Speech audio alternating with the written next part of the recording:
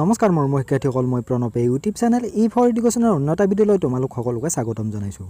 মোৰ শিক্ষাৰ্থীসকল, আজি মই তোমালোকৰ মাজলৈ লৈ আহিছোঁ হায়াৰ ছেকেণ্ডাৰী ছেকেণ্ড ইয়াৰৰ এগ্ৰিকালচাৰ এণ্ড হৰ্টিকালচাৰ নামৰ বিষয়টোৰ unit number 1 session 3 cultivation of tuberose.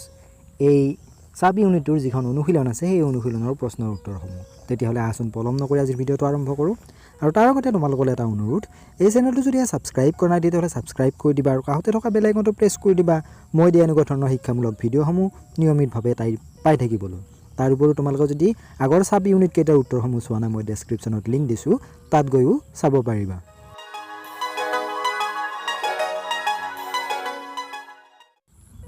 এই খালী ঠাইবোৰ পূৰণ কৰা। কুৱেশ্যন নম্বৰ 1, বাণিজ্যিকভাৱে টিউবৰ'জৰ বংশবৃদ্ধি হয় ডেছৰ জৰিয়তে। ইয়াৰ খালী ঠাইত হ'ব বাল্ব আৰু বাল্ব লাইট।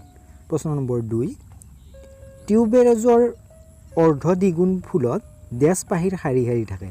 ইয়াৰ খালী ঠাইত হ'ব 2ৰ পৰা 3। প্ৰশ্ন নম্বৰ 3, টিউবৰ'জৰ সম্পূৰ্ণ বিকশিত বাল্ব এটাই এটা ঋতুতে ডেছ বাল্ব গঠন কৰে। ইয়াৰ খালী ঠাইত হ'ব 15ৰ পৰা 30। প্ৰশ্ন নম্বৰ 4, টিউবৰ'জ ফুল ৰোপণত ডেছ মাহৰ পিছত আৰম্ভ হয়। ইয়াৰ খালী ঠাইত হ'ব 3ৰ পৰা 4। প্ৰশ্ন নম্বৰ 5, টিউবৰ'জৰ বাল্বটো ডেছ আকৃতিৰ। টিউবৰ'জৰ বাল্বটো হৈছে স্পিণ্ডল আকৃতিৰ। বি, একাধিক পচন্দৰ প্ৰশ্ন। কুৱেশ্যন নম্বৰ 1, দীঘল ফুলৰ ডালযুক্ত টিউবৰ'জ বেছিভাগেই ডেছত ব্যৱহাৰ কৰা হয়। অপশ্যন কেইটা হৈছে কটা ফুল, টেবুলৰ সজ্জা, ফুলৰ থোপা প্ৰস্তুত আৰু শেষৰটো হৈছে এই সকলোবোৰ। ইয়াৰ শুদ্ধ অপশ্যনটো হ'ব ডি, এই সকলোবোৰ। প্ৰশ্ন নম্বৰ 2, দেশৰ গ্ৰীষ্মমণ্ডলীয় অঞ্চলত টিউবৰ'জ ৰোপণৰ সময় হ'ল।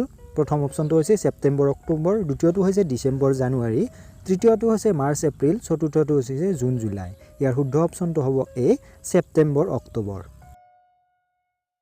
প্ৰশ্ন নম্বৰ 3, টিউবৰ'জৰ বাণিজ্যিক খেতিৰ বাবে উষ্ণতাৰ পৰিসৰ হ'ল।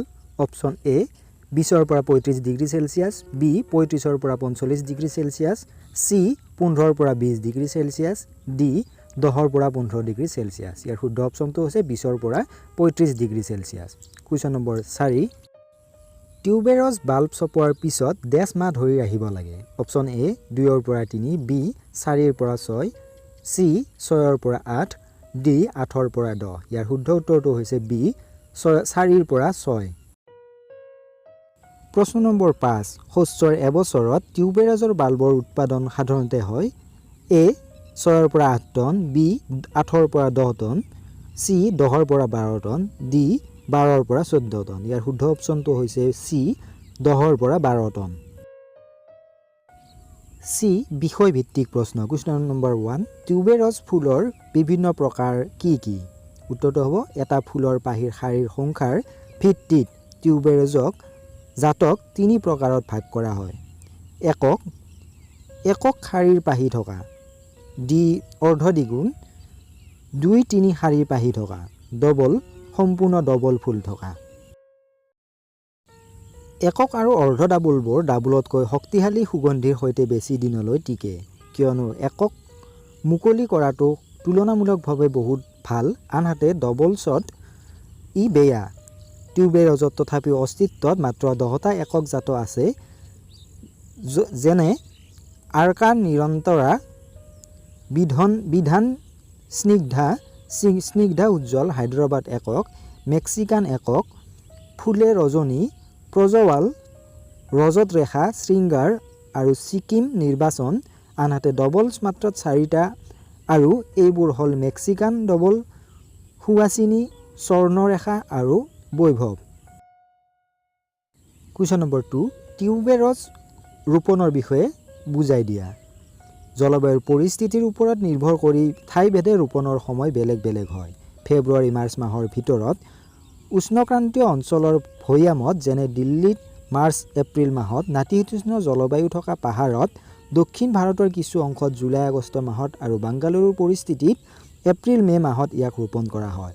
সাধাৰণতে এইবোৰ বৰষুণৰ সময়ত অতিৰিক্ত পানী নিষ্কাশন কৰিবলৈ এফালে ঢাল থকা সমতল বিছনা ৰোপণ কৰা হয় যাতে পানী জমা নহয়। যিহেতু এইটো বহু বৰ্ষজীৱী শস্যৰ বাবে ৰোপণ কৰা হয়, গতিকে বীজ ৰোপণ অতিৰিক্ত হৈ পৰে। ফুল চপোৱাৰ বাবে 30 চেণ্টিমিটাৰ বা বহুবৰ্ষজীৱী শস্যৰ দৰে বা শস্যৰ বাবে দূৰত্ব 40 × 40 চেণ্টিমিটাৰ ৰাখিলে ভাল, যাতে পিছত ঠাইত কোনো সমস্যা নহয়। প্ৰশ্ন নম্বৰ 3, টিউবেৰছ কেনেকৈ আৰু কেতিয়া সংগ্ৰহ কৰিব পাৰি? ফুল চপোৱাৰ বাবে 30 × 30 চেণ্টিমিটাৰ বা বহুবৰ্ষজীৱী শস্যৰ বাবে দূৰত্ব 40 × 40 চেণ্টিমিটাৰ ৰাখিলে ভাল, যাতে পিছৰ ঠাইত কোনো সমস্যা নহয়। কিন্তু বাল্বৰ বাবে ব্যৱধান সৰুবোৰ উচ্চ ঘনত্বৰ প্ৰয়োজন হয়, আনহাতে ডাঙৰবোৰ বেয়া। 1 হেক্টৰ ৰোপণৰ বাবে প্ৰায় 5 লাখ সৰু বাল্বৰ প্ৰয়োজন হয়, যদিও ফুলৰ বাবে বহুবৰ্ষজীৱী শস্যৰ বাবে 60,000 আৰু শস্য 1-2 বছৰৰ বাবে হ'লেও 1 লাখ বাল্ব সাধাৰণতে 4 পৰা 8 চেণ্টিমিটাৰ। প্ৰশ্ন নম্বৰ 4, টিউবেৰজত পোক পৰুৱাৰ কীট-পতংগ আৰু ৰোগ নিয়ন্ত্ৰণৰ বিষয়ে ব্যাখ্যা কৰা। পোক পৰুৱাৰ পৰা কেনেকৈ নিয়ন্ত্ৰণ কৰিব পাৰি আৰু পোক পৰুৱাবোৰ কি কি সেই সম্পৰ্কে দিয়া হৈছে। প্ৰথমটো হৈছে ফৰিং। বিশেষকৈ বাৰিষাৰ সময়ত এই কীট-পতংগবোৰে সৰু পাত আৰু উভয় হোৱা ফুলৰ কলিবোৰ অতিশয় বিধ্বংসী। ইহঁতক নিয়ন্ত্ৰণৰ বাবে 0.2% মিথাইল পেৰাথিয়ন বা ডাইমেথোয়েট স্প্ৰে কৰাটো যথেষ্ট ফলপ্ৰসূ। দ্বিতীয়টো হৈছে ভেকুলী। ইহঁতৰ পলুৱে শিপা খাই বালবোৰৰ সুৰংগ কৰি সোমাই যায়, যাৰ আক্ৰমণত বিচনা বনোৱাৰ সময়ত 3-4 কিলোগ্ৰামৰ প্ৰতি হেক্টৰত ফুৰাডন দানা প্ৰয়োগ কৰিলে ইয়াৰ আক্ৰমণ ৰোধ কৰিব পাৰি। 0.2% ডাইমেথোয়েট স্প্ৰে কৰিলে ৱেভিলবোৰ ফলপ্ৰসূভাৱে নিয়ন্ত্ৰণ হ'ব। তৃতীয়টো হৈছে এফিড। এইবোৰৰ আকাৰ অতি সৰু আৰু দ্ৰুতগতিত বৃদ্ধি হয়। ইহঁতে বৃদ্ধি পোৱা বিন্দু আৰু ফুলৰ কলি খায়, যিবোৰ হয়তো নিকোটিন দ্ৰব্য স্প্ৰে কৰি নিয়ন্ত্ৰণ কৰা হয়। 0.2% থাইমেথোয়েট স্প্ৰে কৰিলে এফিডৰ বিৰুদ্ধে যথেষ্ট ফলপ্ৰসূ। 4 নম্বৰটো হ'ল ৰঙা মকৰা মাইট। এইবোৰে পাতত ৰস চুহি খাই হালধীয়া ৰেখা আৰু ৰেখাৰ সৃষ্টি কৰে আৰু গুৰুতৰ ক্ষেত্ৰত পাতবোৰ হালধীয়া, ৰূপালী বা ব্ৰঞ্জৰ দৰে হৈ শেষত বিকৃত হৈ পৰে। কেলথেন স্প্ৰে কৰিলে ইয়াৰ আক্ৰমণ ৰোধ কৰিব পাৰি। এইবাৰ হ'ল ৰোগসমূহলৈ আৰু ৰোগসমূহ কেনেকৈ নিৰ্ণয় কৰিব পাৰি। প্ৰথম ৰোগটো হৈছে আল্টাৰনেৰিয়া পাতৰ দাগ। টিউবেৰজত পাততো দেখা যায়। 10 দিনৰ ব্যৱধানত 0.2% মানকোৱেছ স্প্ৰে কৰি ইয়াক নিয়ন্ত্ৰণ কৰিব পাৰি। দ্বিতীয়বিধ হৈছে ফুলৰ কলি পচি যোৱা। কেতিয়াবা ফুলৰ কলি দেখা যায়, যিটো 0.01% মাৰ্কিউৰি ক্লৰাইড বা ষ্ট্ৰেপচাইক্লিন স্প্ৰে কৰি নিয়ন্ত্ৰণ কৰিব পাৰি। তৃতীয়তে পাতৰ চেপেটা। এটা ভাইৰাছৰ কাৰণে ইয়াৰ সৃষ্টি হয়। এনে গছ-গছনি ধ্বংস কৰি অধিক বিস্তাৰ পৰীক্ষা কৰিব লাগে। চতুৰ্থতে বট্ৰাইটিছ দাগ আৰু পাতৰ কুহুমীয়া।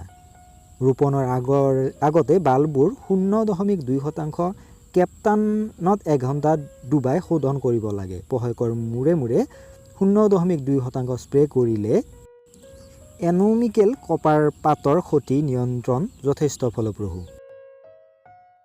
প্ৰশ্ন নম্বৰ 5, টিউবেৰজৰ ষ্টেম ৰট ৰোগৰ বিষয়ে ব্যাখ্যা কৰা। মাটিৰ স্তৰত ইয়াৰ সৃষ্টি হয়। পাতৰ সেউজীয়াত হেৰুৱাই পেলায়। গোটেই পাতটো পচি গছবোৰৰ পৰা বিচ্ছিন্ন হৈ পৰে। ইয়াৰ সংক্ৰমণৰ বাবে সংক্ৰমিত পাতৰ ওপৰত আৰু চাৰিওফালে ঘূৰণীয়া আৰু বাদামী ৰঙৰ স্ক্লেৰ'টিয়া গঠন হয়। শেষত পাতবোৰ অতি দুৰ্বল হৈ পৰে আৰু ফুল উৎপন্ন নহয়। মাৰ্কিউৰি ক্লৰাইড 0.1% আৰু বাণিজ্যিক ফৰ্মেলিন 0.2%ৰ দ্বাৰা এই ৰোগৰ ওপৰত উৎকৃষ্ট নিয়ন্ত্ৰণ আহে। 20% ব্ৰাছিকল ধূলি দিয়াটো যথেষ্ট ফলপ্ৰসূ বুলি পোৱা যায়। 20 দিনৰ ব্যৱধানত জিনেপ বা থিৰাম দ্বাৰা 3 বাৰকৈ মাটি তিয়াই থোৱাটো কাণ্ডৰ পচন নিয়ন্ত্ৰণৰ বাবে যথেষ্ট ফলপ্ৰসূ বুলি পোৱা গৈছে।